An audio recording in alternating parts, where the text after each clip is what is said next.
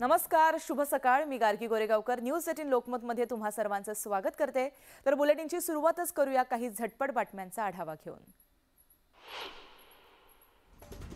राज्यात या आठवड्यात पावसाचा जोर कायम राहणार आहे. तर पुण्यासह कोकणात पुढील 5 ते 7 दिवस बहुतांश ठिकाणी आणि मध्य महाराष्ट्र आणि विदर्भात पुढील 2 ते 3 दिवस मुसळधार पावसाची शक्यता हवामान विभागाने वर्तवली आहे. मुंबई महानगरपालिकेकडून मुंबईला होणारा पाणीपुरवठा हा शुद्ध व स्वच्छ असल्याचा दावा महापालिका करते. मात्र तरीही मुंबईत अनेक ठिकाणी पाणी गळती, दूषित पाणीपुरवठा, कमी दाबाने पाणीपुरवठा आदींबाबत तक्रारी येत आहेत. त्यामुळे पूर्व उपनगरातील पाणी गळती आणि दूषित पाणीपुरवठा रोखण्यासाठी महापालिका पूर्व उपनगरात कुर्ला ते मुलुंडपर्यंत आणि पश्चिम उपनगरात वांद्रे ते दहिसरपर्यंत विविध उपाययोजनांसाठी 248 कोटी 63 लाख रुपयांचा खर्च करण्यात येणार आहे. नवी मुंबईत घर घेण्याचं स्वप्न पाहणाऱ्यांसाठी महत्त्वाची माहिती समोर येते. सिडकोकडून 903 घरांची लॉटरी काढण्यात येणार आहे. लवकरच याची घोषणा होणार असून त्यामुळे अनेकांना नवी मुंबईत हक्काचं घर मिळणार आहे. वाहतुकीच्या सुविधा जवळपास असल्यानं ही घरं महत्त्वाची ठरणार आहेत.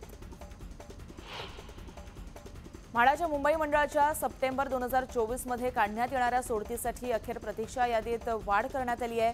प्रतीक्षा यादी 50% वाढवण्यात आली आहे. त्यामुळे यंदा 10 घरामागे प्रतीक्षा यादीत 5 विजेते जाहीर करण्यात येणार आहेत. वांद्रे कुर्ला संकुर इथं वाहतूक कोंडीचा प्रश्न सोडवण्यासाठी मुंबई महानगर प्रदेश विकास प्राधिकरणानं पॉटॅक्सचा पर्याय स्वीकारला आहे. या प्रकल्पाची उभारणी, देखभाल आणि संचलन यासाठी MMRDAनं मागवलेल्या निविदेला दक्षिणेतील 2 कंपन्यांनी प्रतिसाद दिला आहे. मुंबई गोवा महामार्गाच्या चौपदरीकरणात वशिष्ठी नदीवरती नवा पूल बांधण्यात येणार आहे. यानंतर आता या नदीवरील जुना पूल पावसाळ्यानंतर तोडण्यात येणार आहे.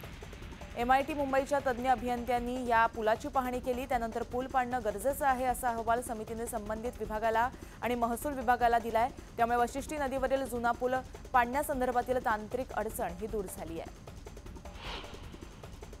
बदलापूरमध्ये झालेल्या घटनेच्या पार्श्वभूमीवर आता शिक्षण विभागानं मोठा निर्णय घेतलाय. शाळा आणि शाळेतील परिसरात CCTV बसवणं बंधनकारक केलंय. खासगी व्यवस्थापनाच्या सर्व शाळांनी शासन निर्णय जारी झाल्याच्या तारखेपासून 1 महिन्याच्या आत शाळा व परिसरात CCTV कॅमेरे बसवणं बंधनकारक आहे. या तरतुदीचं पालन न केल्यास संबंधित शाळेचं अनुदान रोखणं किंवा त्यांची मान्यता रद्द केली जाईल असा इशारा शालेय शिक्षण विभागानं दिलाय. पुणे मेट्रोचे येरवडा स्थानक सुरू झालंय. त्यामुळे मेट्रोच्या प्रवासी संख्येत आणखी वाढ होणार आहे. मेट्रो गाड्यांच्या फेऱ्या वाढवल्या असल्यानं प्रवाशांना आता दर 7 मिनिटाला गाडी उपलब्ध होणार आहे. पुणे मेट्रोच्या स्वारगेट ते पिंपरी चिंचवड महापालिका भवन या मार्गिकेचा विस्तार निगडीत भक्ती शक्ती चौकापर्यंत केला जाणार आहे. PCMC ते निगडी आणि स्वारगेट ते कात्रज असा विस्तार करण्यास सरकारनं मंजुरी दिली आहे. त्यासाठी शहरातील 15 ठिकाणच्या जागा हस्तांतरणाची कार्यवाही महापालिकेनं सुरू केली आहे. म्हाडाच्या मुंबई मंडळाच्या 2030 घरांच्या सोडतीत घरांच्या किमती भरमसाठ आहेत. दुरुस्ती मंडळाकडून मिळालेल्या महागड्या घरांना प्रतिसाद मिळत नसल्याचं निदर्शनास आलंय. त्यामुळे या महागड्या घरांच्या विक्रीचा पेच हा म्हाडासमोर उभा राहिलाय. या पार्श्वभूमीवर आता घरांचं क्षेत्रफळ, उत्पन्न गट तसंच किमती निश्चित करण्याच्या धोरणामध्ये बदल करता येतो का या दृष्टिकोनातून म्हाडानं चाचपणी सुरू केली आहे. लवकरच यावर निर्णय होण्याची शक्यता आहे. महारेरानं बिल्डरना आणखीन एक मोठा दणका दिलाय. प्रकल्पावर आधारित गुणवत्ता हमी प्रमाणपत्र बिल्डरला प्रत्येक आर्थिक वर्षाच्या शेवटी सादर करणं आणि हे वेबसाईटवर देखील जाहीर करणं बंधनकारक असणार आहे. तुम्ही राहत असलेल्या घरांमध्ये कोणत्या प्रकारची सामग्री वापरली गेली आहे, कोणत्या प्रकारच्या चाचण्या करण्यात आल्या आहेत याची माहिती आता सार्वजनिकरित्या उपलब्ध होणार आहे. खारघर ते CBD 30 मीटर रुंदीच्या कोस्टल रोड उभारणीला भारत सरकारच्या पर्यावरण, वन आणि हवामान बदल मंत्रालयानं परवानगी दिली आहे. त्यामुळे आता 8 वर्षांपासून रखडलेल्या खारघर ते CBD खाडीकिनारी कोस्टल रोडचा प्रश्न मार्गी लागणार आहे. जर्मनीतील बाडेन-न्यूटनबर्ग या राज्यास महाराष्ट्रातील विविध क्षेत्रातील कुशल मनुष्यबळ पुरवण्यासाठी सामंजस्य करार करण्यात आलाय. त्यामुळे तांत्रिक शिक्षण घेतलेल्या महाराष्ट्रातील 10,000 युवकांना जर्मनीत रोजगार मिळणार आहे. लातूर जिल्ह्यातल्या किल्लारी परिसरामध्ये शेतकरी द्राक्ष बागा फुलवत आहेत. तालुक्यातून गेल्या वर्षी जवळपास 1520 मेट्रिक टन द्राक्षाची निर्यात झाली आहे। त्यातून चांगलं उत्पन्नही मिळालंय। येथील द्राक्षाला सर्वाधिक मागणी युरोपीय देशांमध्ये असते, त्यामुळे दरही अधिक मिळतो। National high speed rail corporation लिमिटेडने देशातील पहिल्या मुंबई अहमदाबाद बुलेट ट्रेन प्रकल्पाचं काम हाती घेतलंय। बुलेट ट्रेन प्रकल्पामध्ये एकूण 24 नदीपूल उभारण्यात येणार आहेत। यापैकी गुजरातमधील वात्रक नदीवरील 10वा पूल यशस्वीरित्या पूर्ण करण्यात आलाय। विधानसभा निवडणुकीच्या पार्श्वभूमीवर पंतप्रधान नरेंद्र मोदी यांचे दौरे आयोजित केले गेले असून वातावरण निर्मितीवरती भाजपने भर दिलाय। यानुसार येत्या रविवारी पंतप्रधान मोदी जळगावला जाणार असून तिथे लखपती दिदी योजनेच्या समारंभात ते उपस्थित राहणार आहेत। तर 30 तारखेला डहाणूजवळील वाढवण बंदराचं भूमिपूजन मोदी यांच्या हस्ते करण्यात येणार आहे। कर्नाटकातून येणाऱ्या हुबळी मिरज एक्सप्रेस, लोंढा मिरज एक्सप्रेस आणि कॅसरॉक मिरज एक्सप्रेस या 3 लोकल गाड्यांना विजयनगर स्थानकावरती आकारण तासभर थांबून राहावं लागतं। हा वेळ वाचवण्यासाठी या गाड्यांचा सांगलीपर्यंत विस्तार करावा आणि विश्रामबागलाही थांबा द्यावा असा पर्याय रेल्वे सल्लागार समितीच्या सदस्यांनी सुचवला आहे।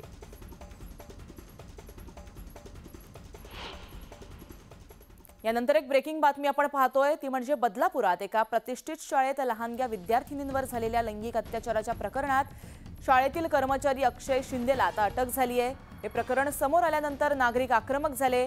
यावरून काल बदलापुरामध्ये तीव्र निदर्शनं झाली। दुसऱ्या दिवशी सुद्धा या घटनेचे पडसाद उमटताना दिसतायत। दरम्यान आरोपी अक्षयनं गुन्हा कबूल केला असून कोर्टानं त्याची पोलीस कोठडीत रवानगी केली आहे। यावेळेस काही अज्ञातांनी अक्षय शिंदेच्या घरात घुसून तोडफोड केल्याचं कळतंय। हल्लेखोरांनी घरातील साहित्याची तोडफोड केली। सिलिंगवरील फॅनचे पाते सुद्धा त्यांनी वळवलेत, तर घरातील खेळणी आणि टॉयज सुद्धा तोडल्याचं कळतंय। आतापर्यंत समोर आलेल्या माहितीनुसार आरोपी अक्षयनं 3 लग्न केली होती, मात्र त्याची एकही पत्नी त्याच्यासोबत राहत नव्हती अशी माहिती आता तपासातून समोर आली आहे।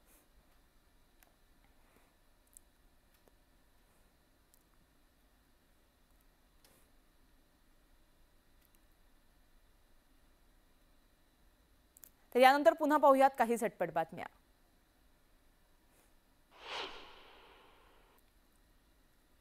एमपीएससी तर्फे राजपत्रित नागरी सेवा संयुक्त पूर्व परीक्षा 25 ऑगस्ट रोजी होते। कृषी सेवेतील 258 पदांचा समावेश याच परीक्षेत करण्याची स्पर्धा परीक्षार्थ्यांची मागणी आहे।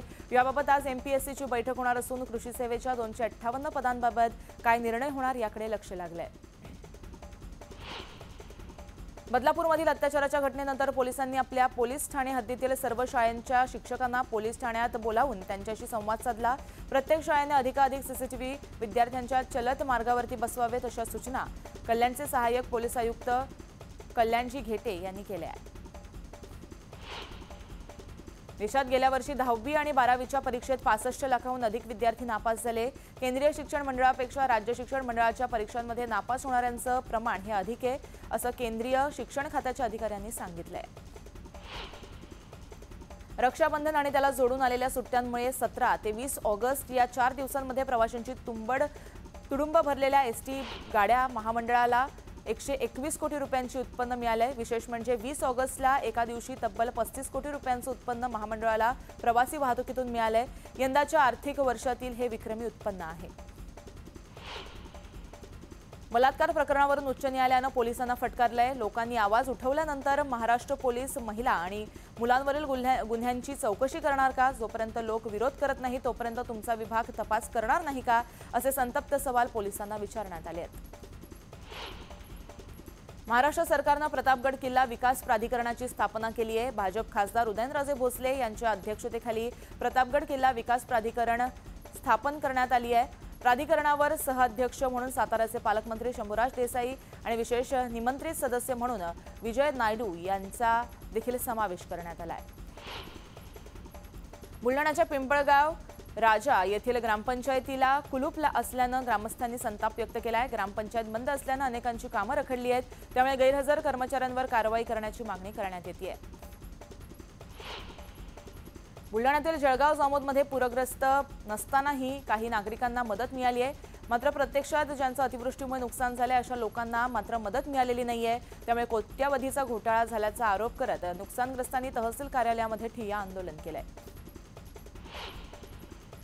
छत्रपती संभाजीनगरच्या पैठण तालुक्यातील पारुंडी गावामध्ये स्टेट बँक ऑफ इंडियाच्या ग्राहक सेवा केंद्रात महिलांची आर्थिक लूट सुरू आहे। केंद्र चालकाकडून मुख्यमंत्री माझी लाडकी बहीण योजनेचे पैसे काढण्यासाठी आलेल्या महिला लाभार्थ्यांकडून प्रत्येकी 30 रुपये घेतले जात आहेत। पुण्यात सुरू असलेल्या एमपीएससी आंदोलनामध्ये आता आमदार रोहित पवार यांनी ही उडी घेतली आहे। जोपर्यंत एमपीएससी आयोग परिपत्रक काढून परीक्षार्थ्यांच्या मागण्या मान्य करत नाही तोपर्यंत मी सुद्धा इथून उठणार नाही, असा आक्रमक पवित्रा रोहित पवार यांनी घेतलाय। सोलापूर रेल्वे स्थानकावर धावत्या रेल्वेत चढणाऱ्या तरुणाचा थोडक्यात जीव वाचला। रेल्वेत चढत असताना तरुणाचा तोल गेला आणि तो खाली पडला। लोहमार्ग पोलिसांनी तातडीने धाव घेत रेल्वे आणि फाटकाच्या गॅपमधून त्याला बाहेर काढलं। बचावाचा हा सगळा थरार सीसीटीव्ही कॅमेऱ्यात कैद झालाय। मॉर्निंग वॉकला गेलेल्या वृद्ध महिलेच्या गळ्यातील सोनसाखळी चोरण्यात आल्याची घटना ही वाशिममध्ये घडली आहे। वृद्ध महिलेला खाली पाडून चोरट्यानं गळ्यातील 4 तोळ्याची जवळपास 3 लाखांची सोनसाखळी लंपास केली आहे। दरम्यान दिवसाढवळ्या अशा प्रकारच्या चोरीच्या घटना घडत असल्यानं नागरिकांमध्ये भीतीचं वातावरण निर्माण झालंय।